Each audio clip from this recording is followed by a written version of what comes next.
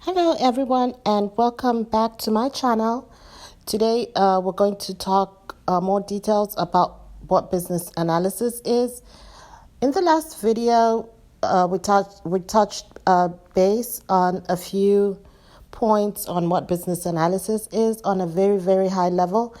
We talked about who a business analyst is, the qualifications of a business analyst, and the salary ranges of a business analyst. Today, we're going to go into more details concerning what business analysis is.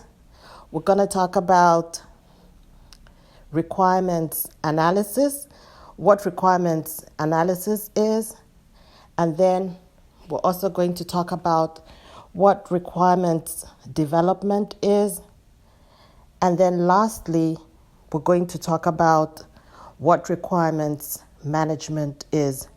And these topics will also be covered on a very detailed level in other future videos. We'll focus on requirements analysis and the type of deliverables that are expected in that phase. We'll also talk about requirements development and the deliverables, the artifacts that are required for that particular phase. And then also we'll talk more details about the requirements management phase and what artifacts are required during that phase. So we're going to start with what requirements analysis is.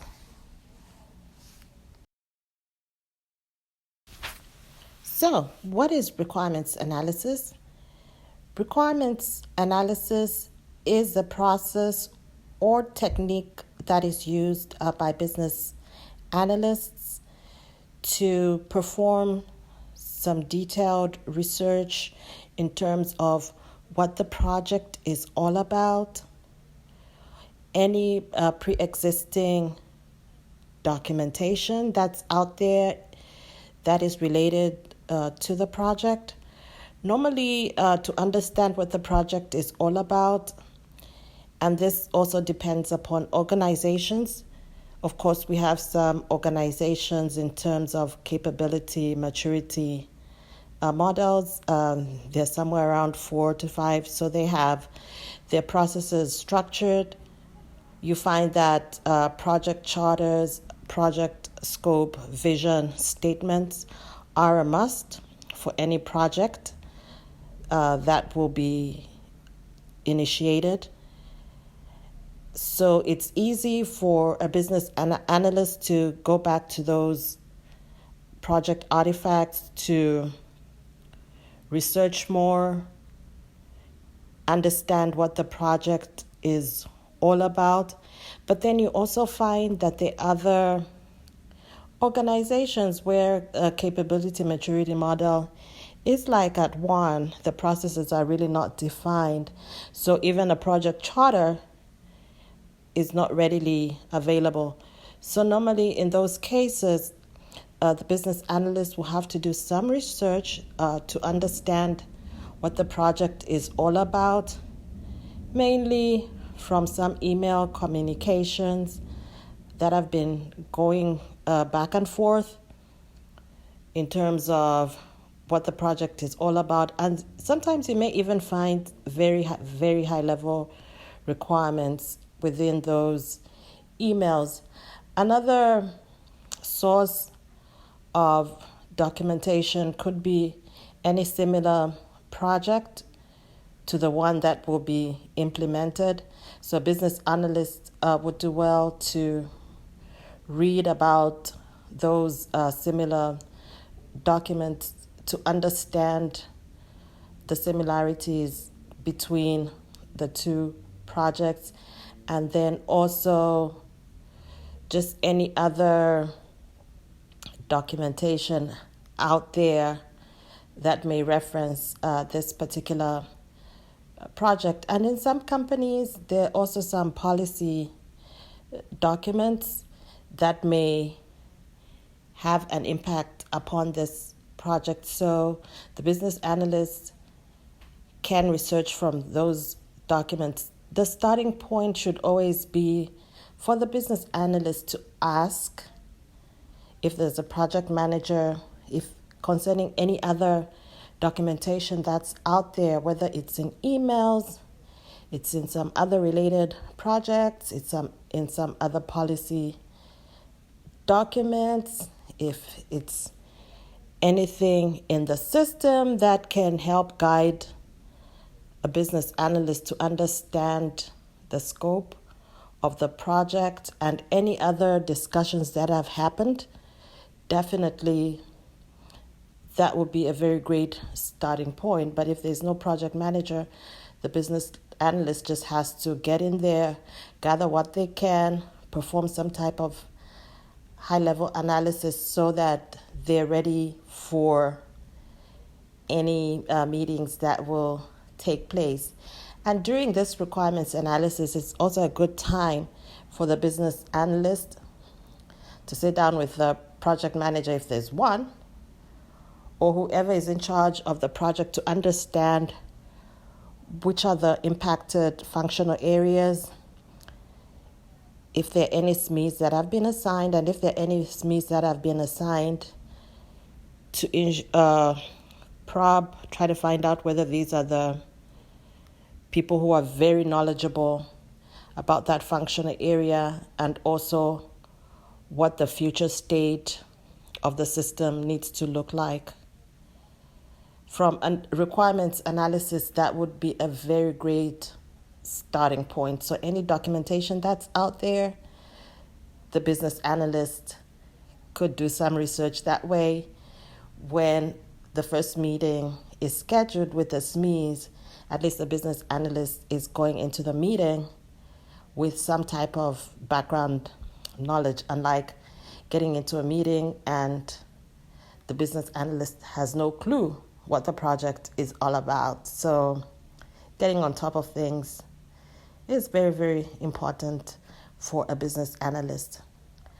We'll talk next about requirements development, and really for requirements analysis, this stage, there's not a lot of artifacts or deliverables that are expected.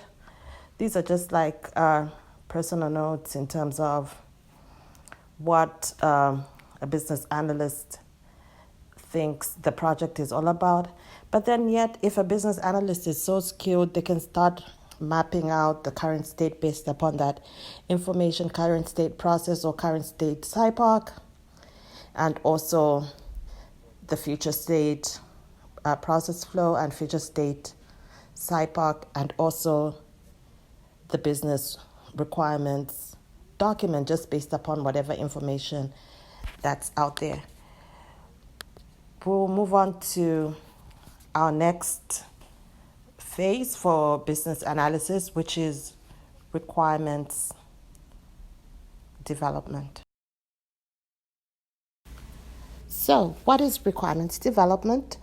Requirements development is the technique or the process where the business analyst documents whatever the SMEs for the different functional areas are articulating in terms of the business requirements, what is needed for the system. And normally, for a business analyst to capture well documented requirements that are within scope, it's very, very important if there's time, and depending upon the methodology that the project is following. If it's a waterfall methodology, the process is a little bit more flexible in terms of timing.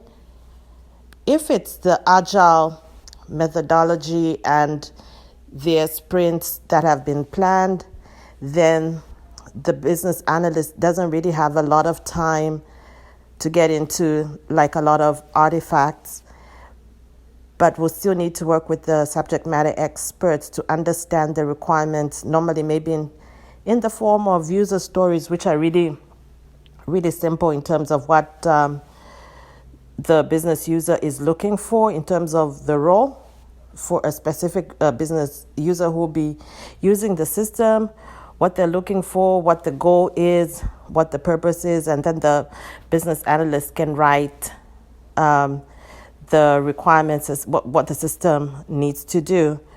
So those are for the user requirements. But then the business analyst, if the business analyst is very skilled, they can add in some SciPoc and for the current state and the future state. Normally a SciPoc is mapped within like 45 minutes. So current state can be modeled within 45 minutes and future state another 45 minutes. Then the business analyst can move on to the user stories. However, if they're following the waterfall methodology, then the business analyst has some more time. So from the SciPoc, they can move on to the process flow. They can move on to the current state process flow and future state process flows, which are more detailed in terms of how the process should look like from start to finish, with all those decision points, all those process steps, which steps are happening at the same time. All those shapes can be mapped into those flows. Normally, like at 5,000 feet, when it's a SciPoc, it's really very, very high level. Normally at 15,000 feet, and we'll cover all those artifacts and deliverables in future videos. So for requirements development, this is where the business analyst sits down with the subject matter experts to understand what the business requirements are. And definitely the business analyst needs to schedule the meetings and have those requirements sessions to capture those requirements, and depending on whatever methodology, they'll be documented in the appropriate format, e.g. user stories for Agile, waterfall, business requirements document, use cases, etc., which are more detailed. And after the requirements have been gathered, depending again upon the methodology, if for waterfall there could be like many sessions. For those requirement sessions, for the user stories, there could be fewer sessions, but then there should always be some type of review session. And for Agile, during that time, there's also a lot of elaboration with the technical team, the developers, the QA, etc. But then for the waterfall, there's some type of flexibility there. The developers and the QA team can be brought in towards the end, like when the requirements are reviewed and approved, or just depending on the organization. Some organizations would want the developer to be in the meeting and the QA team to be in the meeting. It just varies upon organization. So once those requirements have been captured and they have been reviewed and approved, then of course that finalizes the requirements development phase. We'll now move on to the requirements management phase. What is requirements management? Requirements management is a process where the business analyst manages the requirements from the analysis phase until the project is implemented. So from the high level analysis phase to the detailed level analysis phase to the development phase to the QA phase until the project is deployed or implemented, to ensure that the requirements that were provided by the subject matter experts are the requirements that the technical team is responding to in terms of technical requirements and detailed technical design, and then also those are the requirements that the business analyst working with the subject matter experts in some organization would be using to develop the user acceptance test cases. And in some organizations, it's actually the QA team that does develop the user acceptance test cases, but then they're validated by the business SMEs. And then also the business analyst works with the technical team to ensure that the technical requirements that are being developed map back to the business requirements that were agreed upon and approved. And then also the detailed technical design also maps back to the business requirements. And then the system integration test cases map back to the technical requirements and then also to the detailed technical design. And then the code, in some companies, actually the name of the code would be used to map back to the detailed technical design. And the artifact that is used for requirements management is the requirements traceability matrix. In some organizations, it can just be a simple Excel spreadsheet or template for a requirements traceability matrix.